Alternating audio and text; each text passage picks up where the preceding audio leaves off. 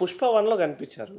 So Pushpa 2లో మళ్ళీ మీరు కనిపించలేదు అంటే లైక్ పుష్ప 3లో ఏమన్నా అంటే మనకి ఫస్ట్ పుష్ప గ్లిమ్స్ రిలీజ్ చేసినప్పుడు అల్లు అర్జున్ గారు నడుచుకుంటూ వస్తారు, అది తీసుకెళ్లి పుష్ప 3కి యాడ్ చేశారు. ఓకే, అలా మిమ్మల్ని పుష్ప 1లో పెట్టి పుష్ప 3లో చూపిస్తూ పోతున్నారో ఏమన్నా అది నాకు తెలియదా?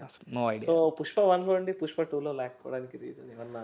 నో నాకు I got call from Pushpa team అండి. నాకు పుష్ప టీం నుంచి కాల్ వచ్చింది, బట్ ఏంటంటే అది ప్రీ ప్లాన్గా రాలే.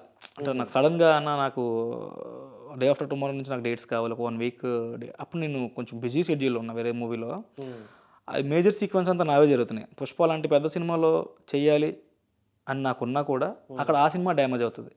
వాళ్ళ డేట్స్ కమిట్ ఇచ్చేలా మొత్తం మేజర్ వర్క్ అంతా నా మీదే.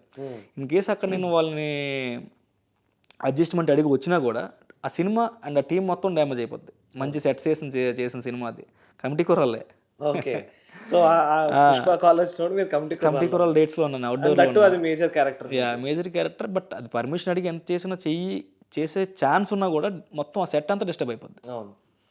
సో అందుకు ఆ ఛాన్స్ తీసుకోలేకపోయినా ఎక్స్ట్రీమ్లీ సారీ అండి. నేను ఈ పొజిషన్లో ఉన్నాను అంటే, సో వాళ్ళు కూడా దానికి అర్థం చేసుకొని. సో వీ హోప్ ఏదన్నా మళ్ళీ పుష్ప 3లో, బికాస్ పుష్ప 3 ర్యాంపేజ్లో మళ్ళీ మీరు ఏమో అది సుకుమార్ గారు నా అదృష్టం మీద డిపెండ్. ఓకే.